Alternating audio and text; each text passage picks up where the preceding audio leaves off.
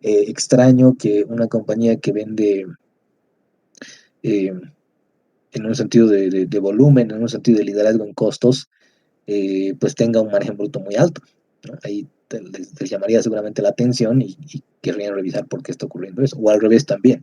Aquí es donde alguna vez han debido pensar que hay negocios pues, que no tienen clientes, que siempre están vacíos y que parecería que nunca rotan nada, o si son servicios que nunca prestan ninguno de estos, y uno le hace pensar, ¿no? Pues esto es lavado, porque no parece tener una debida actividad, una operación lo suficientemente eh, dinámica, ¿no? Entonces aquí es donde vemos normalmente reflejados los efectos de las estrategias que siguen las empresas. Entonces aquí es donde a veces uno es reductivo porque dice los números no tienen nada que ver con estos matices cualitativos, ¿no? De cuál es tu estrategia y demás. No, eso sí que es un error craso, una fortísima equivocación porque más bien los dos deberían estar muy relacionados, ¿no? Entonces ahí es leer, si es que se están incrementando los márgenes operativos, netos, brutos, entender los porqués, ¿no? ¿Qué decisiones están llevando a eso? Porque también podría ser que estén teniendo resultados de chiripa, pero como ustedes conocen, la chiripa tarde o temprano se va a acabar y no vamos a saber en realidad por qué nos está yendo mejor o peor. Y ese es el objetivo de todo esto.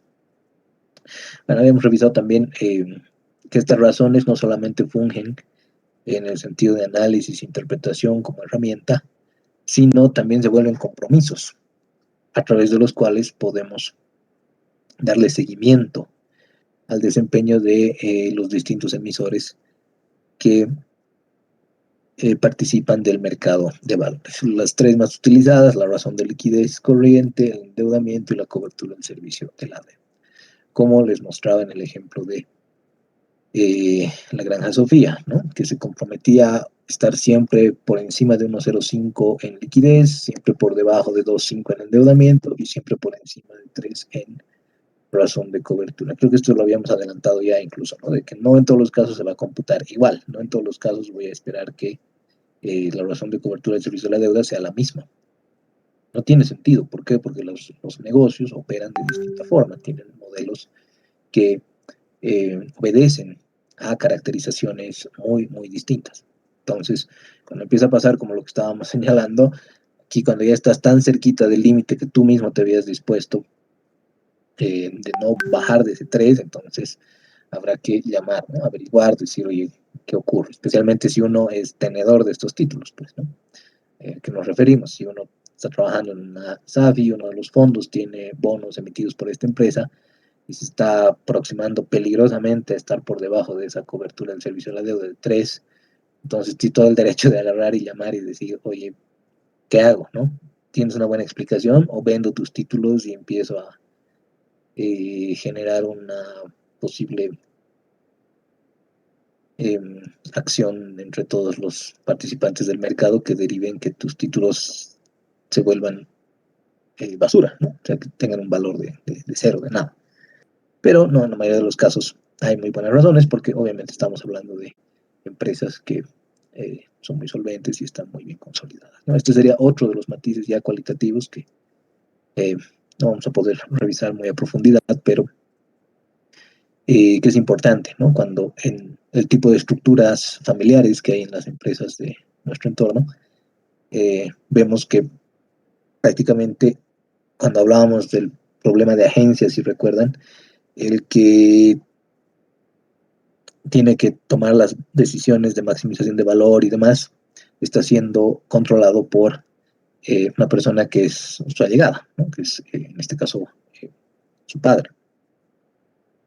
Pero no necesariamente esto es señal de que tengamos que alarmarnos porque como estaba acá en los informes de calificación de riesgo y en algunos otros análisis financieros, normalmente están estos perfiles también de quienes ocupan los cargos eh, gerenciales, ¿no?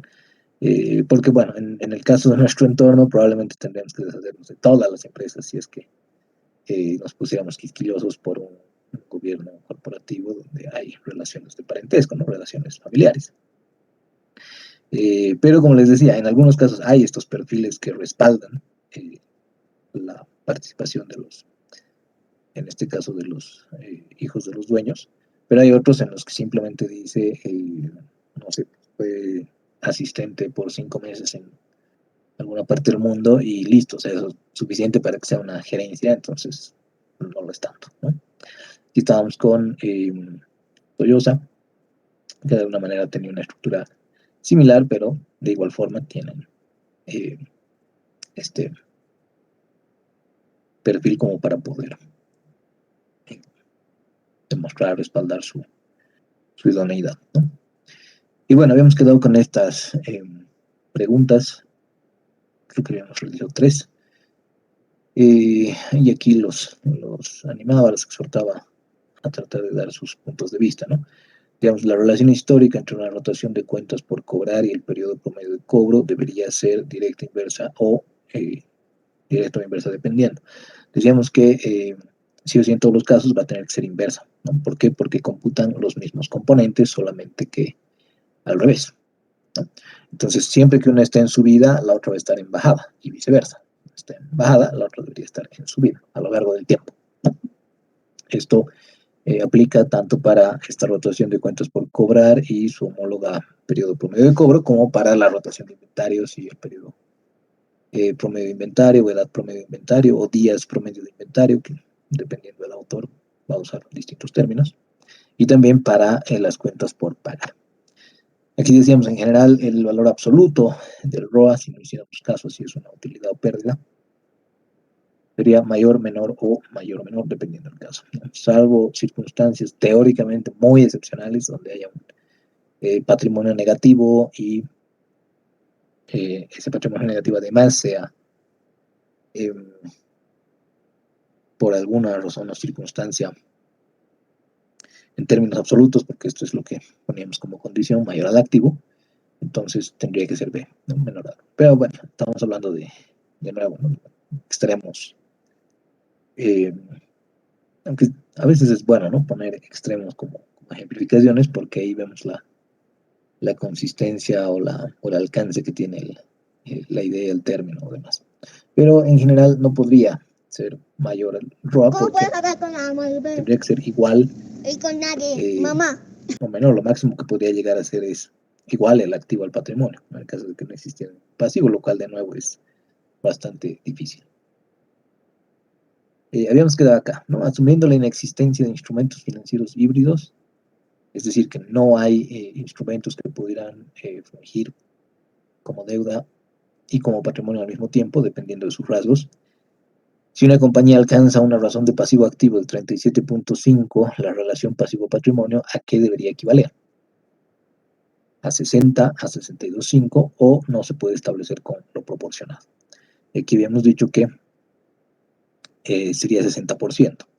¿Por qué? Porque, nuevamente, cuando no cuentan con toda la información que podrían respecto a alguna empresa, cuando incluso están basándose en la contratación de alguna firma que vende información del mercado, que la aglutina, que la resume, la sintetiza, y solamente tienen uno de estos dos, bueno, pues es posible pasar de uno al otro, ¿no? Aquí habíamos dicho que usando esa identidad, la razón de pasivo activo sobre 1 menos esa razón de pasivo activo sería igual a la razón de pasivo a patrimonio.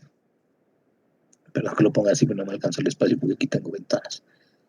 Y también podríamos hacer lo inverso, que sería esto. A ver si alguien quiere tomar la palabra. Asumiendo la inexistencia de instrumentos financieros híbridos nuevamente, ¿no? Que no puede una categoría estar dependiendo de sus características en ambos al mismo tiempo. Si una compañía alcanza una razón de pasivo patrimonio de 25%, la relación pasivo-activo, ¿a qué debería equivaler? ¿A 20, a 75 o no se puede establecer con lo proporcionado? No sé si alguien quisiera dar su opinión o si quisiera incluso proponer alguna forma de cálculo.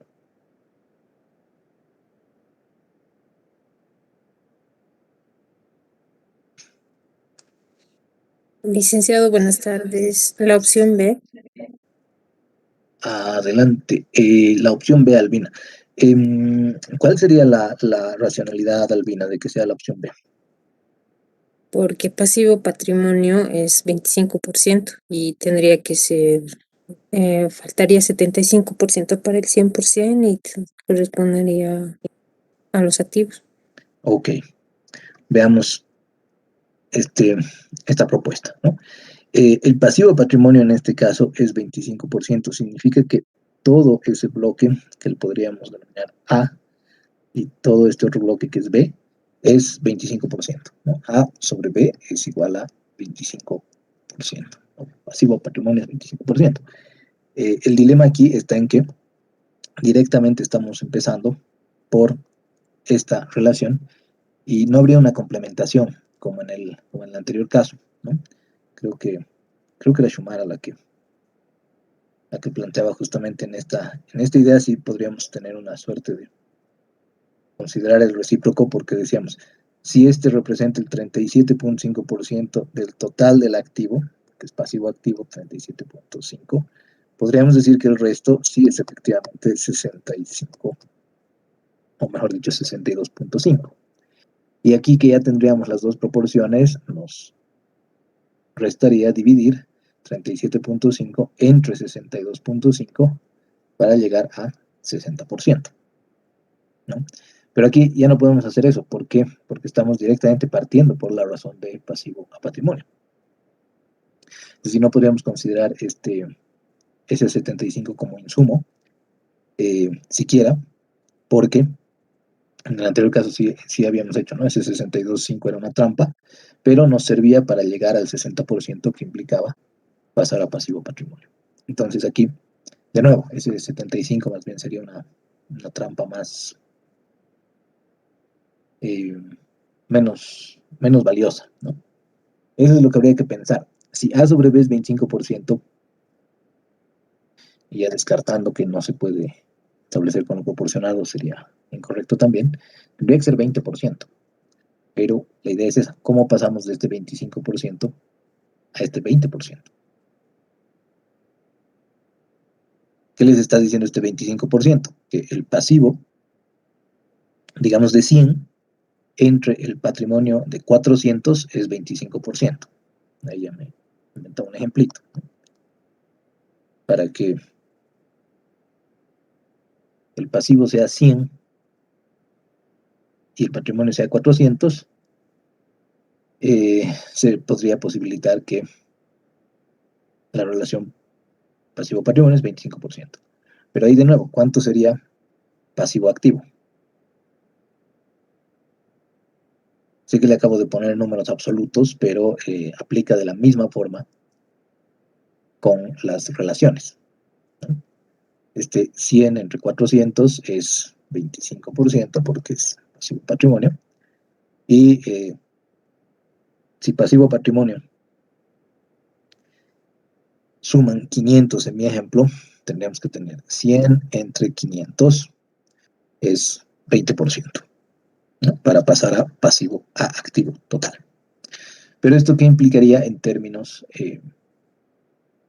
matemáticos, si se quiere, ¿no? Cuando solamente tienen uno de los dos y quieren pasar de uno al otro. En estructura de capital, especialmente en finanzas 3, esto les va a ser útil porque hay muchos casos en los que tienen, no solamente hablando de pasivo patrimonio y pasivo activo, sino de deuda, ¿no? De deuda capital o de deuda patrimonio. Es valioso aprender a hacer esto porque en muchos casos empiezan las confusiones. Entonces, si tenemos con este ejemplito la relación, ¿cuál podría ser una abstracción matemática de esto? ¿No? Si tenemos que, poniéndole 100 aquí y 400 aquí, hemos obtenido este 25%, y eso involucra que la suma de los dos, o esta razón de pasivo patrimonio, dividida entre la suma de estos dos, puede darnos este 20%, como dice aquí. El activo equivale a la suma de sus componentes, ¿no? Entonces es posible establecer esa relación inversa, que la razón pasivo patrimonio,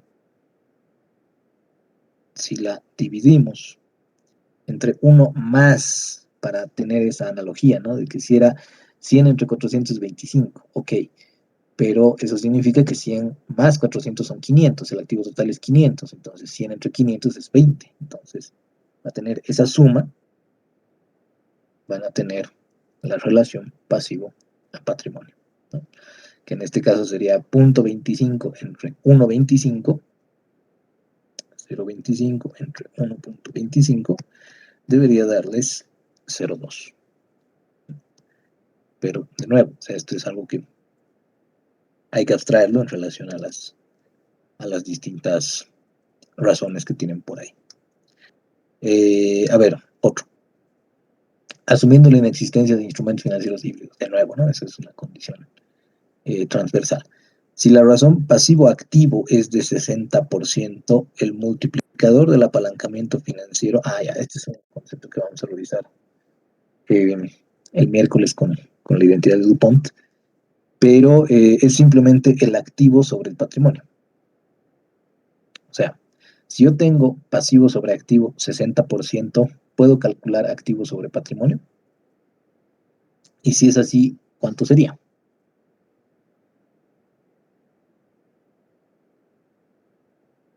Licenciado, sería la opción A, el 0,4.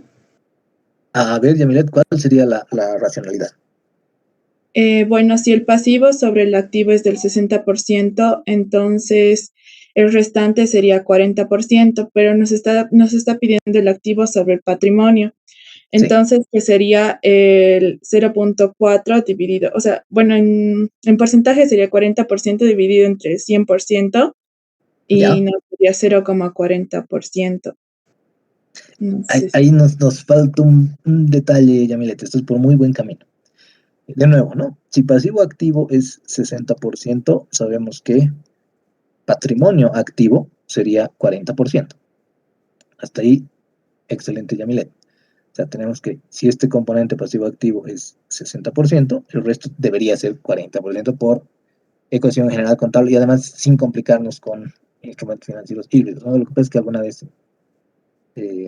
no sé, en la maestría me lo habían dicho, ¿y qué pasa si tengo bocas, ¿no? O sea, bonos convertibles en acciones obligatoriamente y podría pasar algo. Ok, son cosas que van a ir viendo con el tiempo, pero por ahora mantendremos que activo es igual a pasivo y más patrimonio, ¿no?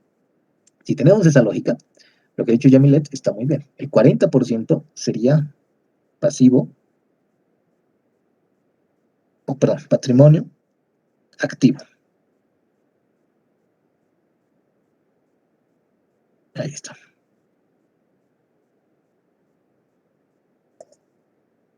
Licenciado, buenas tardes. ¿Qué tal, Juan Gabriel? Adelante. Yo creo que la opción 2, licenciado. La opción B, 2.5. Ok. Sí, yo también, licenciado, voto por la Porque si opción. hacemos la relación pasivo-activo del 60%, Ajá. y en cuanto a la relación activo-patrimonio, que como lo vemos en su gráfico es el 40%, sería el total que lo tomamos como 1 o 100% dividido entre 40, que es del patrimonio, y saldría 2.5. Ok, excelente. Damaris, ¿algo que agregar? No, sí, justamente eso es lo que iba a decir, licenciada, que la relación que te pide es activo-patrimonio y en realidad el activo sería el 100. Entonces, en relación, el valor del patrimonio es 40 y dividimos 100 entre 40, que nos da 2.5, la opción B. Perfecto. Ese es a lo que quería llegar. Hasta donde nos ha dicho Yamilet estaba muy bien, porque si este 60 es pasivo activo, entonces el otro, el recíproco que le suelen llamar, ¿no? Sería 40%, pero patrimonio activo. Aquí lo que nos pide es activo a patrimonio. Entonces podrían hacer varias formas. La que ha comentado Juan Gabriel es una de ellas. También podrían agarrar y devolviéndonos un poco a los cursos de álgebra, ¿no? Si tenemos patrimonio activo igual a B, si yo quisiera activo a patrimonio, podría agarrar B a la menos 1, ¿no? O también usar lo que les decía Juan Gabriel, ¿no? 1 sobre ese valor, o elevarlo a la -1 para cambiar entre numerador y denominador. Eso es algo que realizábamos, ¿no? Cuando hacíamos ese tipo de cálculos. A la bacana, creo que aquí no he puesto la respuesta siquiera, pero es 2.5, ¿no? Porque es ese punto 40, pero elevado a la -1, 2.5 veces. Y ya vamos a ver qué implica ese multiplicador de la palanca. Y bueno, creo que este es el último que había colocado. Sí. Si una empresa opera con una liquidez corriente de 1,77 y una prueba ácida de 1,75, corresponde con mayor probabilidad a un modelo de negocio de manufactura, servicios profesionales, mayoreo. ¿A cuál de estas correspondería con mayor probabilidad?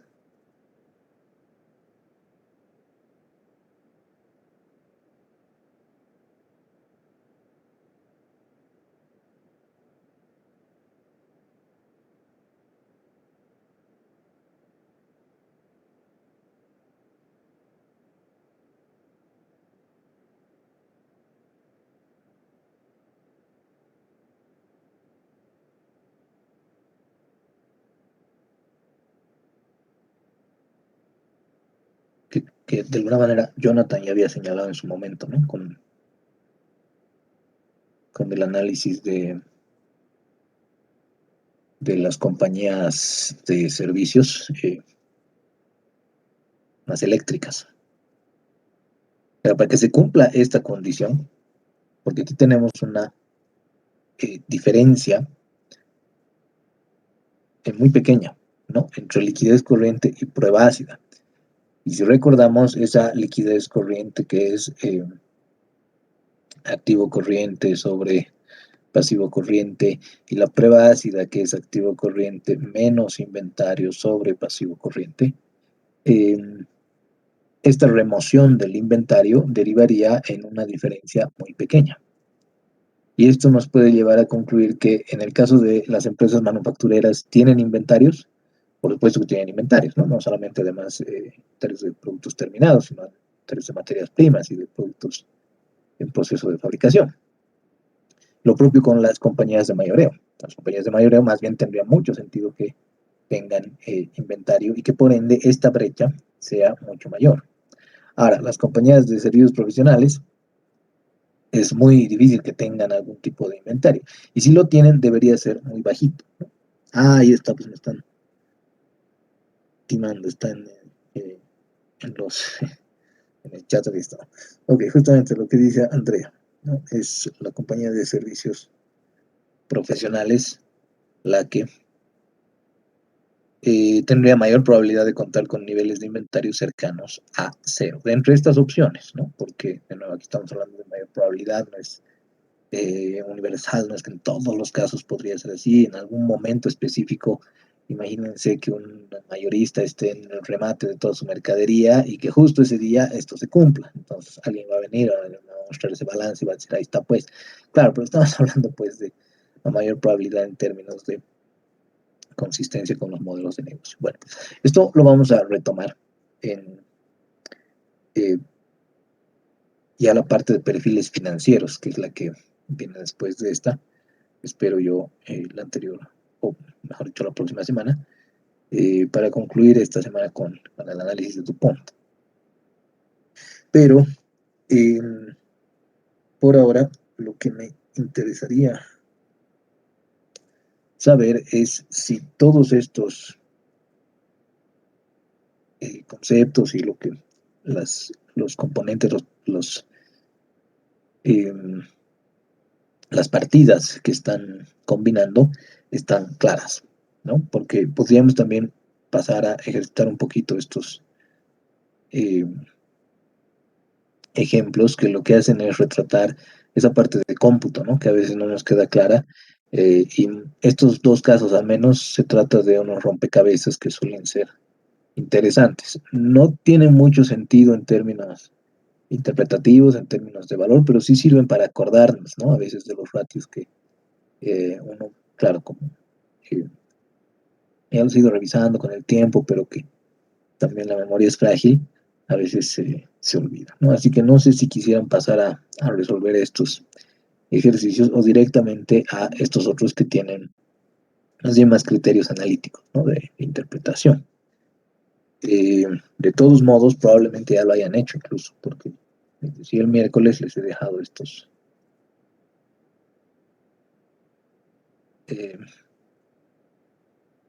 esos ejercicios acá.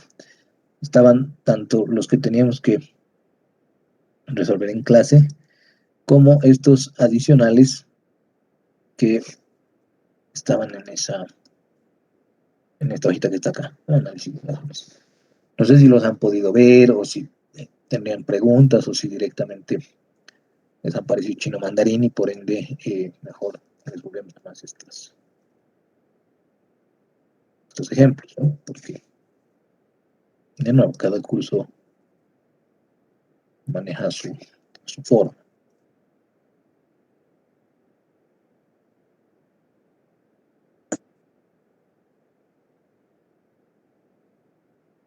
Adelante, no sé quién quería usar el micrófono.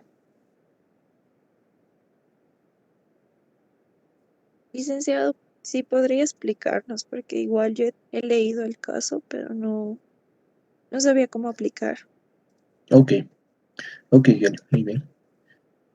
Voy a copiarme entonces aquí un pedazo de los enunciados.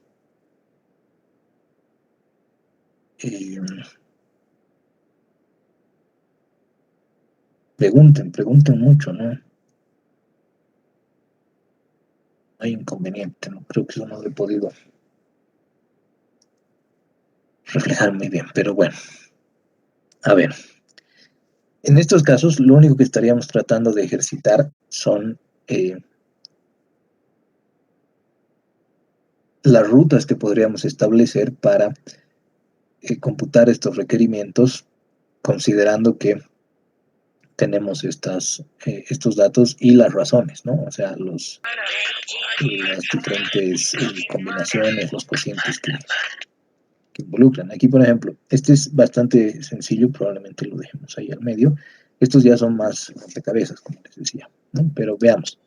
A continuación se presentan algunas razones de la empresa Trivium.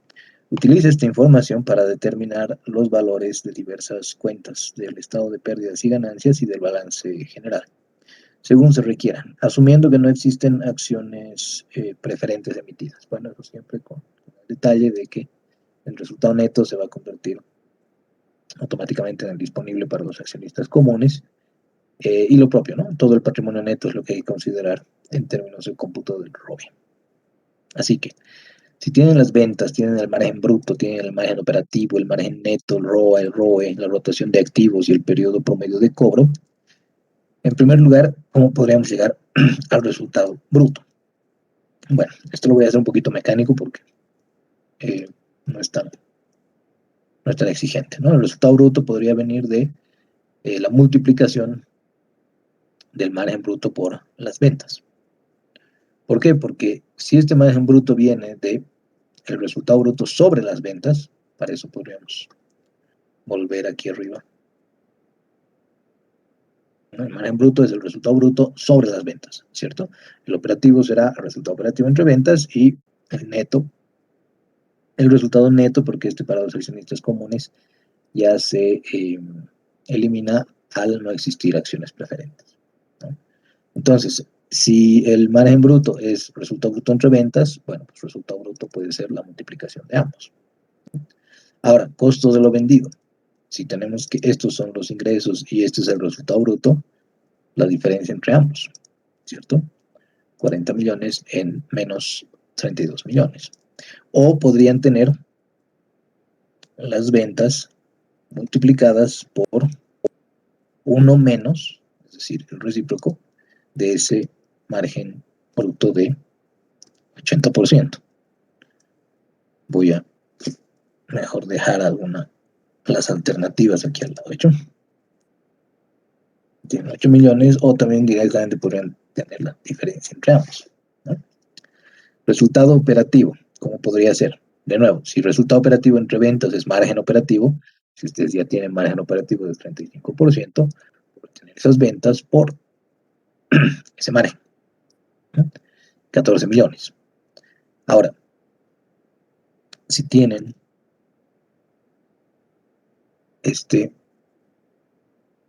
no hay gasto operativo. Podrían hacer lo mismo, ¿no? Con la lógica de restar de este resultado bruto menos el resultado operativo, el gasto operativo, para sacarlo desde las ventas, ¿no? Ventas menos costo de lo vendido menos ese gasto operativo.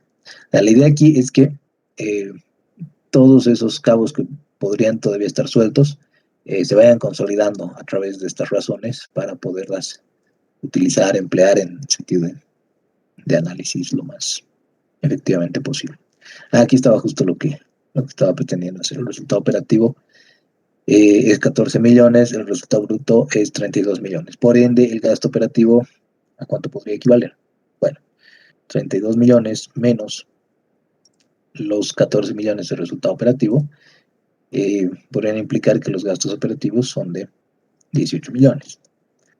Y aquí podríamos ir al revés, podríamos ir por el recíproco.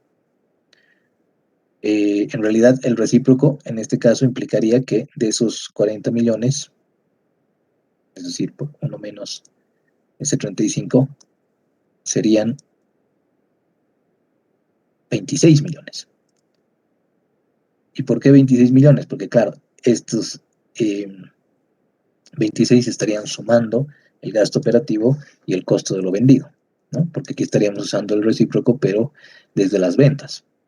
Y claro, como este margen operativo era 35%, el resto es 65%, pero el 65% que constituye tanto los 8 millones del costo de lo vendido como los 18 millones del gasto operativo, ¿no? Solamente ahí para que quede como ejemplificación. Este es el gasto operativo. Los 18 millones aquí constituyen, mejor si le dejamos un comentario, constituyen el costo de lo vendido y el gasto operativo.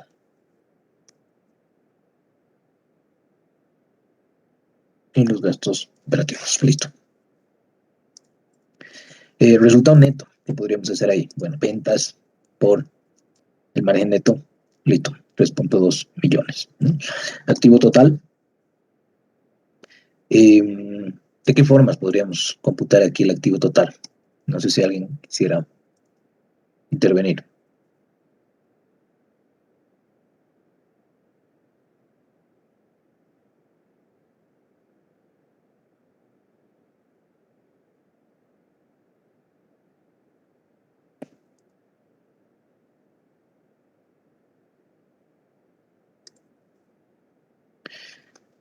Para el activo total, ¿cómo podrían hacer? Ahí está Andrea, nos dice mediante el ROA. Ok, ¿cuál sería la versión mediante el ROA? Si el ROA es resultado neto entre activo, y tenemos acá el resultado neto y tenemos aquí el ROA de 16%, bueno, el activo total, ¿a cuánto será equivalente? Entonces, de nuevo, ROA es, volviendo aquí, ROA es resultado neto entre activo total, ¿cierto? Entonces, si lo que ustedes quieren más bien es el activo total, pasarían este acá y devolverían este aquí abajo, ¿no? El resultado neto entre ROA. Resultado neto entre ROA. Serían 20 millones. Y aquí habría alguna forma adicional.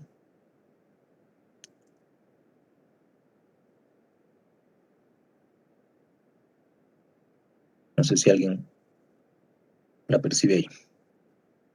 Tendría que ver con rotación de activos, ¿no? Rotación de activos es 2. Y tienen las ventas. Rotación de activos es ventas sobre activo total, que es el que nos está pidiendo aquí. Entonces, rotación de activos, que es ventas sobre activo, de nuevo, devolvemos las ventas al otro lado y pasamos esa rotación de activos al denominador. Entonces serían 40 millones entre 2, ¿no? El activo total deberían ser 20 millones en ambos casos.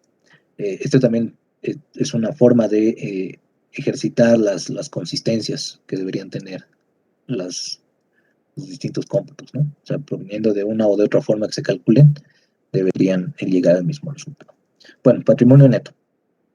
Si tenemos el resultado neto y tenemos el ROE, sabiendo que el ROE es el resultado neto entre patrimonio neto, lo propio, ¿no? Podríamos tomar ese resultado neto y dividirlo entre el ROE. 16 millones. Acá está uno de esas ejemplificaciones que estábamos diciendo, ¿no? El ROA siempre debería ser menor o igual al ROE. Lo máximo que puede llegar a ser es igual. Y finalmente, cuentas por cobrar. ¿Cómo serían las cuentas por cobrar? No sé si alguien quisiera intervenir.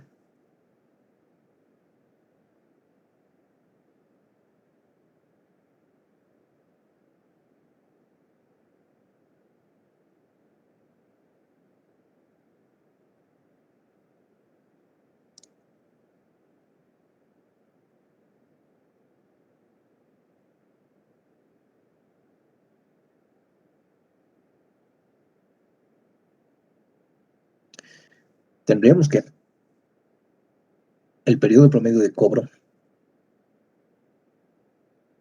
es 365 o, de nuevo, ¿no? La cantidad de días que involucren un ciclo operativo para las distintas empresas, distintos modelos de negocio, o si ustedes quisieran hacer análisis en términos de intervalos intranuales, es decir, semestrales, mensuales, trimestrales, podrían poner igual la cantidad de días necesarios, ¿no? Podrían hacerlo a nivel trimestral con 90 días, podrían hacerlo mensual con 30 días. La idea es que esté claro el por qué. No en todos los casos va a ser 365 como robots, ¿no? No mecánicamente. Bueno, si son 365 entre la rotación de cuentas por cobrar, que serían las ventas entre el promedio de cuentas por cobrar, ¿no? Pero, de nuevo, como aquí no tenemos el promedio directamente, nuestra incógnita son las cuentas por cobrar, podríamos decir que esas cuentas por cobrar ser iguales a las ventas por el periodo promedio de cobro sobre 365 si es que despejamos estas cuentas por cobrar. Entonces ahí lo propio, lo que se necesita es tomar las ventas, multiplicarlas por el periodo promedio de cobro, dividir entre 365. Tendrían ahí 6.794.521. No sé si habría alguna consulta o alguna cosa resultaría extraña. Pero de nuevo, no es jugar con las razones. Si tengo esta pieza y complementa a esta otra a través de los pequeños cocientes que tienen ahí en diapositivas y en cualquier libro están disponibles, y tener la claridad de eso, ¿no? Para ejercitar, un poco reforzar. Bueno, no sé si habría. Adelante. Tengo una duda. Claro que Licenciado, sí. digamos, ¿cómo nosotros podemos saber si lo que estamos poniendo, los 365, corresponde a eso y no, digamos, por decir, 90 días o 30 días? Claro, ese es, en este caso, algo que no contamos con esa información, ¿no? Si se pudiera obtener o pudieran hacer una indagación, lo importante sería saber a qué se dedica, ¿no? Esta empresa, qué es lo que hace. Digamos, es una tienda, pero una tienda que no atiende fines de semana, por ejemplo. Entonces ahí ya no correspondería tanto el 365, ¿no? Correspondería más bien un 252 si no atiende sábado y domingo, o algo por ahí por un 300 si es que atiende también los 300, normalmente 10, 320 cuando solo descansa domingos, ¿no? Entonces esa, la importancia de la indagación en el modelo, de la averiguación de más factores que podrían parecer irrelevantes para estos cómputos, ¿no? Y bueno, lo otro sería que, como les decía, ustedes mismos quieran hacer análisis, pero trimestrales, ¿no? O de intervalos intranuales.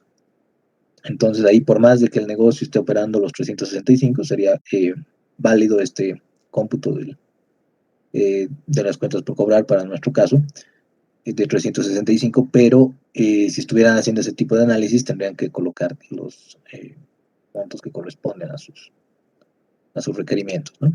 A veces en negocios comerciales, como la rotación es muy, muy rápida, muy elevada, se podría llegar a hacer esto incluso a nivel mensual, ¿no? O si están hablando de cadenas de menudeo ya globales, que digo, Walmart, estos supermercados muy, muy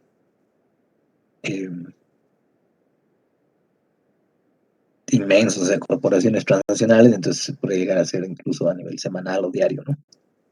Pero la idea es tener claridad de cuál es el horizonte del análisis, Luis. Es una buena pregunta, ¿no? Está bien, dice, ¿y cómo podemos saber si lo que hemos puesto, el valor, por decir 365, es el correcto? O sea, si hay alguna manera de, por decir, una prueba o algo que nos determine, digamos, por decir, en este caso, digamos, en caso de que no fuera los 365 y fuera, digamos, como usted dijo, los fines de semana no atiende, por decirlo así, como por decirlo en este caso, ¿cómo nos daríamos Ujú. cuenta si este resultado que hemos puesto ahora estaba mal y tendría que ser el otro? ¿O cómo podríamos Claro, darnos es que cuenta que eso es lo que te digo, no tenemos mucha información sobre la compañía, ¿no? Habría que averiguar más al respecto. En general, lo que uno hace en este tipo de ejercicios es basarse en la información con la que cuenta. No puede ir más allá porque incluso se tendrían que hacer muchas veces supuestos y eso es perfectamente válido porque necesitamos datos de apoyo. En especial lo van a ver en proyecciones financieras, ¿no? Cuando esta forma, por ejemplo, de cuentas por cobrar, ahorita la estamos usando de esta forma como para armar el requerimiento, pero se va a volver la forma común cuando hagan proyecciones.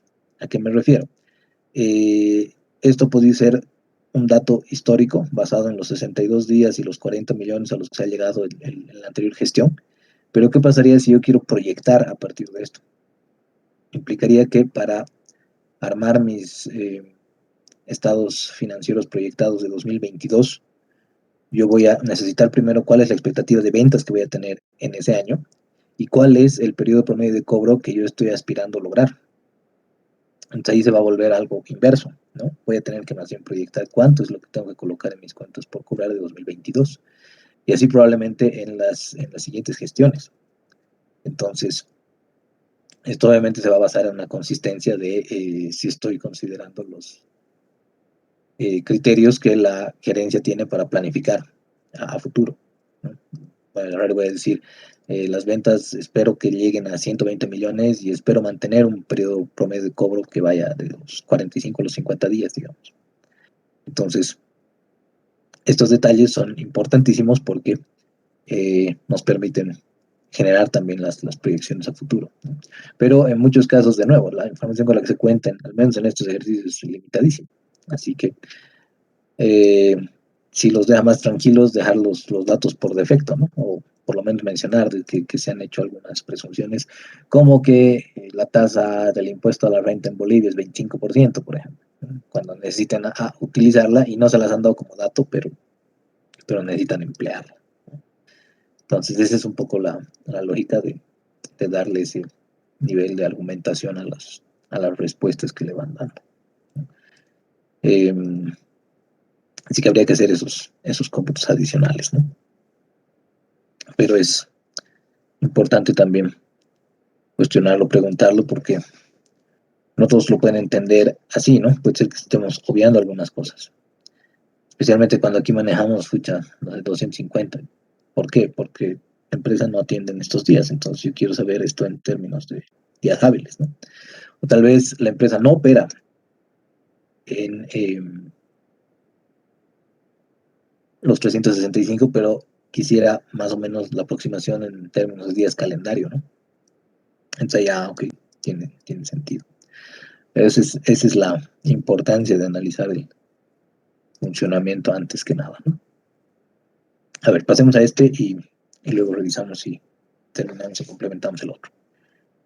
Dice, Cubo les proporciona la siguiente información. Disponibilidades por 3.906, activo no corriente por 16.180, ventas por 195.732, Resultado neto, prueba ácida, liquidez corriente, periodo promedio de cobro, ROE, ¿no? Asumiendo que la empresa no ha emitido acciones preferentes, de nuevo, para hacer equivalencia entre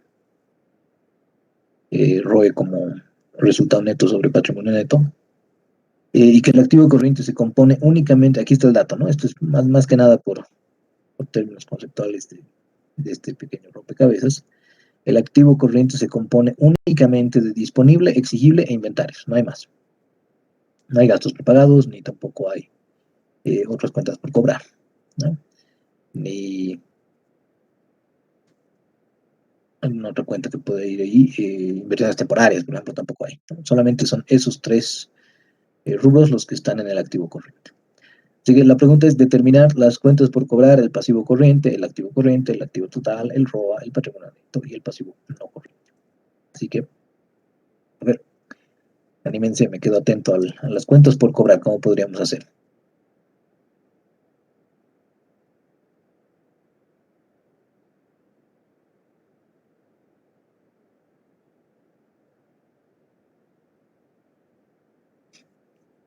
Bueno, podríamos apelar a esto, ¿no? Si el periodo promedio de cobro es 365 sobre ventas sobre cuentas por cobrar, las cuentas por cobrar aquí, tendrían que ser estas ventas multiplicadas por el periodo promedio de cobro sobre 365. Y de nuevo, ¿no? En función de lo que nos dice Luis, 365 asumiendo generalidad, asumiendo por defecto 365 días del año, porque aquí no nos señala o no nos indica específicamente cuál podría ser ese dato. Entonces, el que se usa por defecto. Pasivo corriente, ¿cómo podríamos computar pasivo corriente? Con esta información con la que cuenta, ¿no?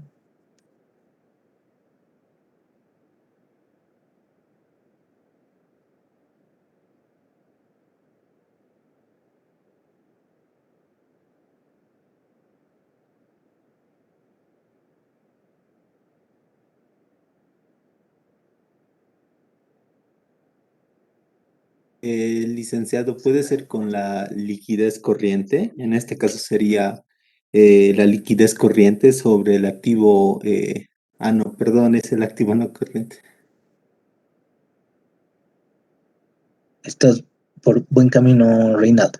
Eso sería bien, ¿no? Empezaremos viendo qué tenemos. Tenemos una liquidez corriente que sabemos que es activo corriente sobre pasivo corriente, que es 1,75, ¿cierto?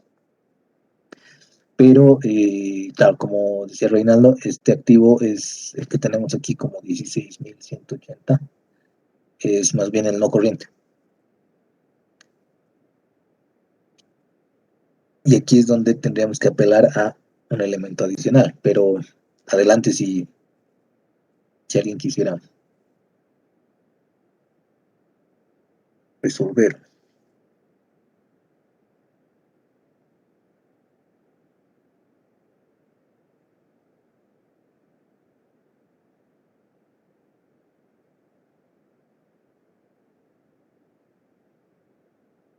Que es un poquito capcioso este pasivo corriente. Tendríamos que trabajar Adelante. para sacar lo que es como ahí dice en el enunciado, dice el activo corriente se compone únicamente del disponible, exigible e inventario. Entonces tendríamos que Excelente. sacar esos datos para poderlo trabajar. Excelente, Luis. Le has dado el clavo por la ruta, ¿no? Porque aquí tienen disponible y acabamos de computar cuentas por cobrar. Entonces significaría que de estos tres, voy a cambiar, de esos tres que constituyen el activo corriente, tienen dos, el disponible y el exigible. Pero, ¿en qué razón podrían prescindir del inventario?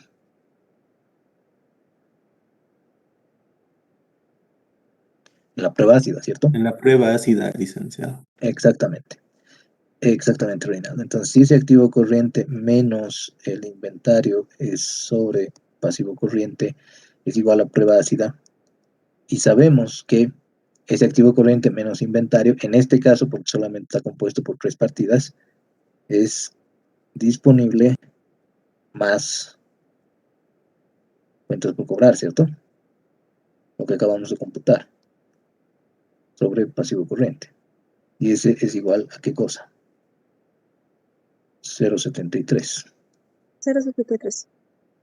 Efectivamente. Y tendríamos aquí que sumar esos 3.906 más 28.958 sobre el pasivo corriente, ¿cierto? Entonces, aquí estaría nuestro pasivo corriente, sería igual a, de nuevo, botar este pasivo corriente acá y bajar el 0,73. 3.906 más estos 28.958 sobre punto 73, 45.019. Y ya el resto es como que cae por su propio peso, ¿no? Porque ya tendrían aquí lo que estaba señalando Reinaldo. Si ya tienen el pasivo corriente y tienen la liquidez corriente, el activo corriente cae por su propio peso. Es decir, botar este pasivo corriente a este lado y multiplicar ambos, ¿no? Liquidez corriente 1,75 por este recientemente calculado nuestro flamante pasivo corriente. Le daríamos aquel activo corriente 78.783. Estamos bien hasta ahí, no sé si alguna cosa no está quedando clara, pero de nuevo, no se preocupen en preguntar. El activo total ya sería bastante más asequible, ¿no? Como tenían ya el dato del activo no corriente y acaban de computar el activo corriente, la suma de ambos les daría el activo total. Aquí ya podrían computar un ROA a partir del resultado neto entre activo total. De nuevo, hay quienes prefieren usar un ROA operativo solamente para contemplar el desempeño del lado izquierdo del balance, es decir, solamente los activos, porque en el estado de ganancias y pérdidas hasta ese nivel, hasta ese punto del resultado operativo, es simplemente el funcionamiento, la explotación de activos, ¿no? Pero, bueno, en general el ROA es el resultado neto sobre activo total. Patrimonio neto. Tenemos ROE y tenemos resultado neto. Entonces, sabiendo que el ROE es resultado neto entre patrimonio neto, si lo que queremos es el patrimonio en sí mismo, eso es voltearlo, ¿no? Es decir, el resultado neto sobre ese ROE sería 38.776. Y finalmente el pasivo no corriente. Si tenemos activo total de 94.000, tenemos el pasivo corriente y tenemos el patrimonio neto, el pasivo no corriente debería ser 11.168. ¿Estamos bien? ¿O alguna cosa? Licenciado, una consulta. Los 78.783 del activo corriente, ¿con qué fórmula lo ha hecho? Estos, basándonos en esto que está aquí, en esta parte, porque teníamos que la liquidez corriente es activo corriente sobre pasivo corriente, ¿cierto? Y esto es 1,75. Entonces, como ya contábamos con nuestro pasivo corriente recientemente calculado, nuestro flamante pasivo corriente, al llevar este pasivo corriente a este lado, multiplicarlo por la liquidez corriente, ya teníamos la aproximación a este activo corriente de 78.700 pico. Es decir, este pasivo corriente multiplicado por su liquidez corriente. No sé si habría más dudas.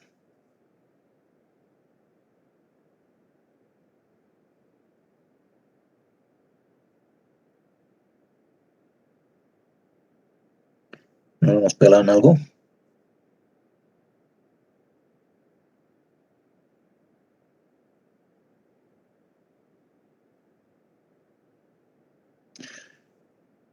parece bien, ¿no?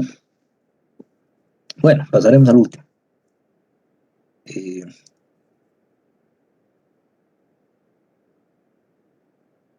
A ver este.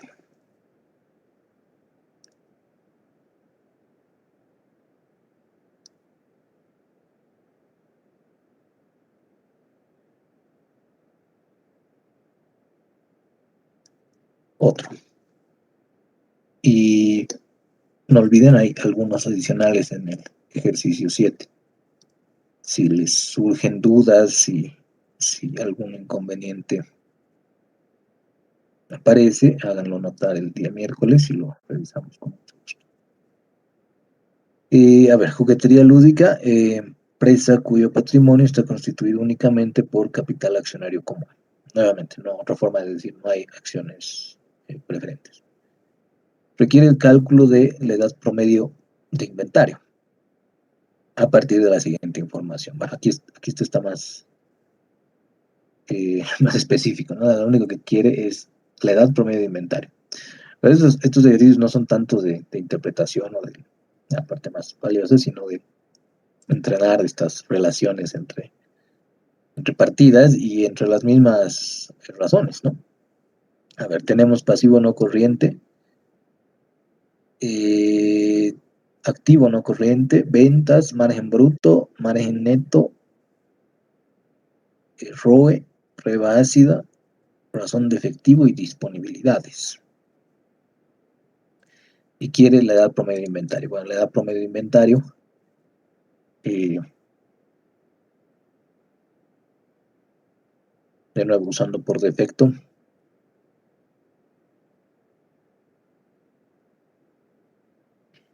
$365 tendríamos sobre la rotación de inventarios. Teníamos acá.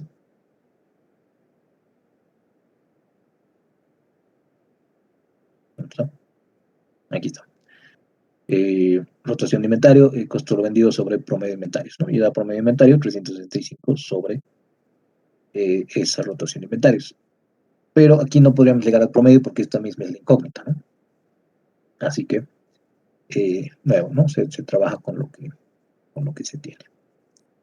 Pues, ¿qué hacemos? Aquí, lamentablemente, he dejado una ruta ya pautada porque necesitamos estos dos insumos, ¿no? Necesitamos el costo de lo vendido y necesitamos el inventario. El costo de lo vendido es asequible. ¿Por qué? Porque tienen las ventas y tienen el margen bruto. Ahora, ¿cómo se opera para un costo de lo vendido? Si tienen las ventas y tienen el margen bruto, la multiplicación de estos dos es el resultado bruto, ¿cierto? Y las ventas menos ese resultado bruto, es decir, la diferencia, sería el costo de lo vendido.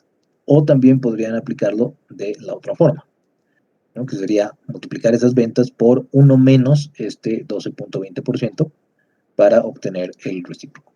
A ver, haremos las dos. Debemos tomar las ventas multiplicadas por 1 menos ese margen bruto, 758.704, o podríamos emplear las ventas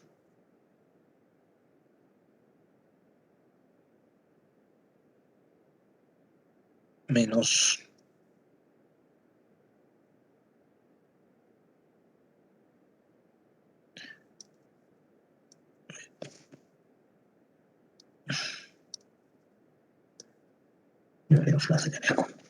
ahora sí. Las ventas menos esas mismas ventas multiplicadas por el margen bruto, porque esto sería equivalente al resultado neto. Así que por diferencia podríamos llegar a ese costo lo vendido, o aquí más directamente el monto total de ventas por 1 menos ese margen bruto. Si ven este 1 menos, normalmente también es usado, ¿no? Porque podríamos aquí contar con el margen bruto, podríamos contar también con la razón de costo de lo vendido. Eso implicaría que estaríamos hablando del costo de lo vendido sobre ventas, ¿no? A veces cuando la incógnita más bien es el resultado bruto y tienen la razón de costo de lo vendido, lo que podrían obtener es ventas por 1 menos esa razón del costo de lo vendido para obtener el resultado bruto. Bueno, ya tendríamos este insumo. Faltaría el inventario. Ahora, ¿cómo llegamos al inventario? con todo esto, con lo que contamos. Es aquí patrimonio. ¿Por dónde late el patrimonio?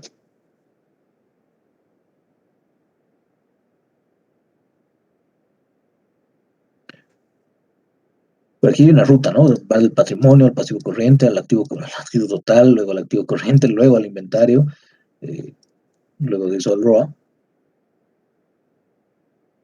y a la edad promedio de inventario. Aunque no estoy seguro de para qué está aquí el ROA, pero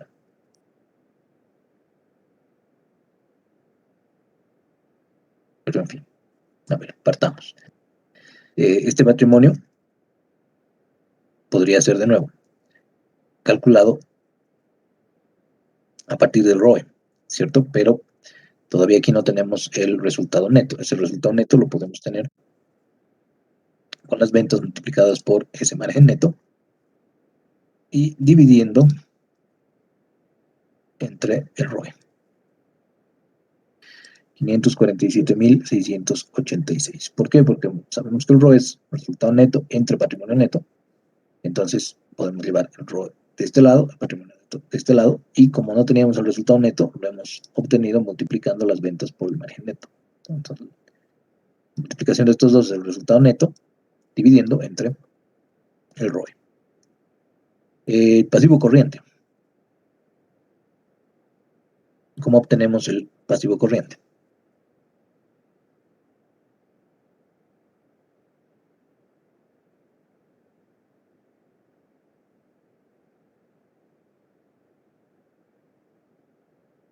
¿Alguna idea?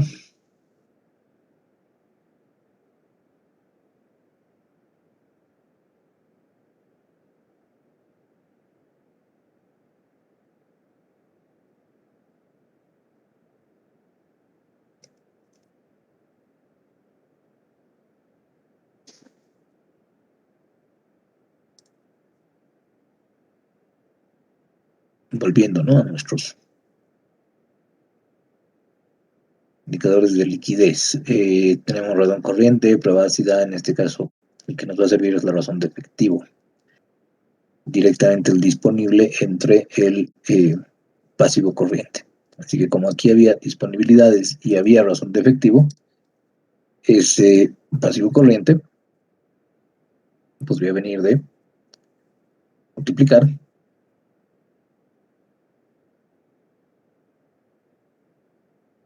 o mejor dicho, dividir, ¿no?, esas disponibilidades entre la razón de efectivo. 314.884. A partir de esto, disponibilidades sobre pasivo corriente, razón de efectivo. Entonces, hemos traído el pasivo corriente acá, la razón de efectivo abajo, disponibilidades sobre razón de efectivo, 314.000. Activo total.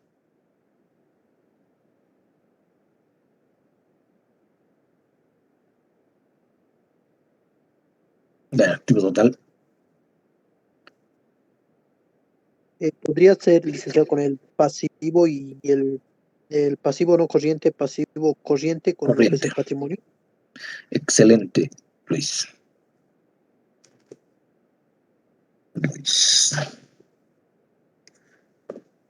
Fabuloso. Pasivo no corriente más patrimonio más pasivo corriente. 963.915. Y aquí podemos hacer la diferencia, ¿no? Activo total menos el activo no corriente nos deriva en 542.232. Y aquí ya podríamos tener a cuánto es el inventario a partir de la prueba ácida, ¿no? Es decir, teniendo prueba ácida como activo corriente menos inventario sobre pasivo corriente, entonces podríamos llevar multiplicar acá prueba ácida por pasivo corriente, y luego tomar el activo corriente y restar lo que estaba a este lado. O sea, tomar el activo corriente y restar la multiplicación de la prueba ácida por el pasivo corriente. Tendremos un inventario de 180.116. Porque claro, aquí no tenemos esta referencia que hacía el anterior ejercicio de que activo corriente solo se compone de disponible, exigible inventario, ¿cierto? Entonces aquí no tendríamos forma de discriminar eso a partir de disponible y una otra cuenta. Entonces tendríamos que tomar esta ruta despejando el inventario, ¿no? Entonces lo que hemos hecho es volcar este pasivo corriente a multiplicar la prueba ácida y llevar esto acá y llevar este acá para que el negativo se elimine, y ese sería el inventario. Lo que no me cabe muy bien es porque este error aquí. Pero, en fin. Tendríamos que la edad promedio de inventario son los 365 entre... Ah, claro, necesitamos las... No, tenemos el costo de la bendiga. Qué raro, bueno, por alguna razón está el error aquí. Pero, bueno, ya estamos. Podemos computar.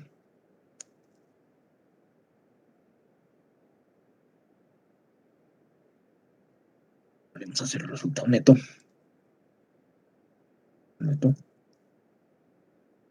Entre el activo total. 4.03. Aunque esto no estaba solicitado, pero la edad promedio de inventario serían los 365 sobre costo lo vendido entre el inventario, ¿no?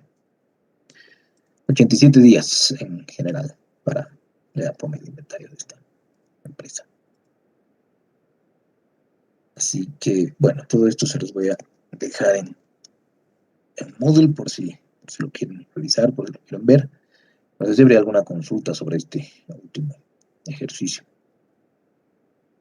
Ah, Laura, mil disculpas, no vi. Como forma de LE, no sé a cuál exactamente te estabas refiriendo.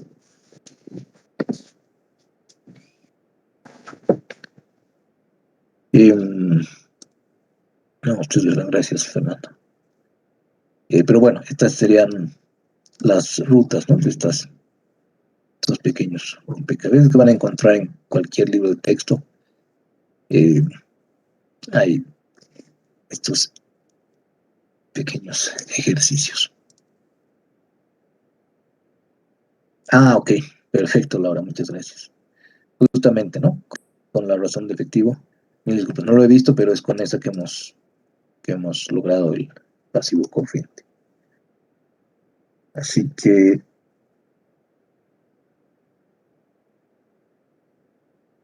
esas serían algunas formas de entrenar, ejercitar los ratios.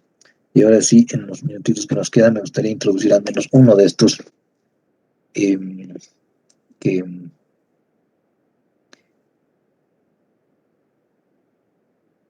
tratan de exponer esas interpretaciones, ¿no? O el cotejo de algunas de nuestras hipótesis, conjeturas sobre lo que está ocurriendo en la empresa a través del uso de las distintas razones, ¿no? El día miércoles estaríamos empezando con más de estas para que ustedes también comenten, opinen, pues, valiosa su contribución, y podamos reforzar ese sentido interpretativo. Estaría estimando completar DuPont el día miércoles, y ya para la próxima semana abordar perfiles financieros, ¿no? Si no alcanza el tiempo, vamos a un poquito de corto plazo.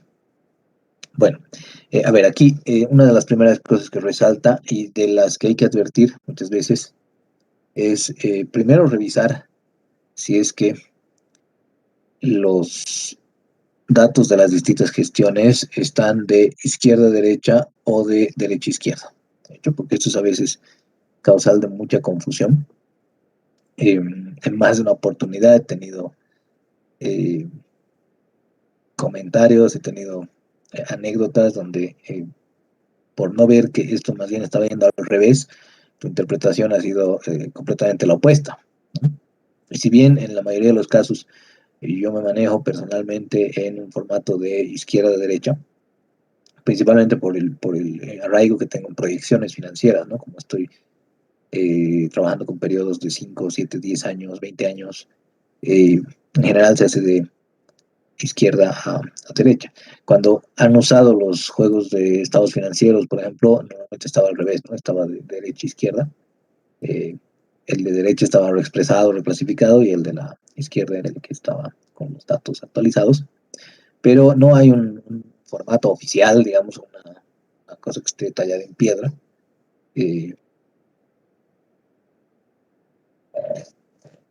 Lo siento, se cortó. Solamente hay que fijarse, ¿no? Y en estos casos hay algunos que de nuevo están de una forma y otros de otra forma. Lo primero que deberíamos ver. Bueno, aquí este primer ejemplo lo único que trata de reflejar es que si nosotros revisamos en términos absolutos, de buenas a primeras nos parecería que Toshiba es la gran corporación, ¿no? O sea, que es la que más ventas tiene y que por ende es a la que mejor le va. Pero la primera cosa que podemos ver aquí es que estos montos están en distintas monedas, ¿no? En distintas divisas en general. Dólares taiwaneses, dólares estadounidenses y yenes japoneses. Así que una primera cosa que nos ayuda a hacer los ratios es a estandarizar esa posibilidad de contar con cocientes que nos llevan a términos relativos para no incurrir en esas omisiones, ¿no? Luego tendríamos que ver en este caso en particular el tema de estrategia que les estaba comentando. Porque si uno agarra y se basa únicamente en el sector, es decir, Acer, Lenovo, Toshiba, ¿qué producen? ¿No? Producen dispositivos electrónicos. Sí, pero los tres producen dispositivos con la misma lógica, es decir, con la misma racionalidad. Alguno de estos tiene equipos que son más sofisticados, digamos, o más agresivos en términos comerciales, que refuerzan más su publicidad, por ejemplo. Otros tendrán más bien una tendencia a ser más accesibles, a tener menores márgenes, pero como hablábamos esta vez, acceder a un mayor volumen o un mayor número de clientes, ¿no? Entonces, esa es una de las primeras cosas que podrían salir a través del cómputo de los márgenes. En vez de tener esas cifras en montos absolutos, que además se hace confuso, ¿no? Como que aquí arriba disfruta mucho número. Es lo que decíamos de los ejercicios que estaban realizando en el 5, en el 6, para cómputos de análisis horizontal, vertical, razones. Si trabajaras con los montos en absoluto, pues es una confusión porque son demasiados números. En cambio, cuando los vemos de la forma en la que están abajo, es un poco más comparable, un poco más accesible, ¿no? Un poco más interpretable, menos caótico. Bueno, ahí están entonces computados los márgenes brutos y netos para las tres empresas. Ahora, ¿cuál es la empresa que tiene un mejor desempeño? De repente podríamos abrir con esa pregunta. ¿Cuál tiene mejor desempeño desde su perspectiva? Porque ahí es donde quiero que vean ese reflejo, ¿no? Si uno agarra y generaliza, ¿no? Las tres compañías se dedican a producir dispositivos electrónicos, más o menos las tres deberían tener pues unos márgenes relativamente similares, ¿no? Y sin embargo, lo que ven ahí es que si bien Toshiba tiene el mayor margen bruto de las tres en todos los años, en todos los periodos que están reflejados, es también la que tiene el peor desempeño en términos de margen neto. Lo opuesto le ocurre a Acer, ¿no? Que estaba justamente tratando de señalar como la compañía que tiene esta orientación a ofrecer productos más accesibles y por ende un menor margen bruto. Es decir, la distancia entre su precio y su costo es muchísimo menor, ¿no? Pero sin embargo, en términos de margen neto, es la única que ha podido mantenerse en términos positivos en todos estos 5 años. Así que, si bien estamos recorriendo del 2005 al 2009, ahí dejo la la diapositiva, que también la pueden revisar en el material de la materia que está en Moodle. Y bueno, empezaríamos a comentar el día miércoles, ¿no? Pero ya desde ahora quisiera que pudieran ver, analizar algunos de los matices que podrían explicar estos comportamientos, ¿no? Aquí, de nuevo, tres empresas, pues se dedican a lo mismo, deberían estar entre esto y esto, ¿no? Si agarramos y decimos, pues manejo en bruto, empresa manufacturera, así siendo muy generalistas, ¿no? Empresa manufacturera debería estar entre 25 y 40%, ¿no? En ese caso, Acer estaría mal, ¿no? Pero por supuesto no es una compañía la que le vaya del todo mal, más bien la que mantiene márgenes netos positivos. Pero bueno, ampliaremos el día miércoles. No sé si habría alguna consulta, comentario. Ya tienen las fechas clave, ¿no? 14 de junio, actividad número 3, 16 de junio, segundo examen.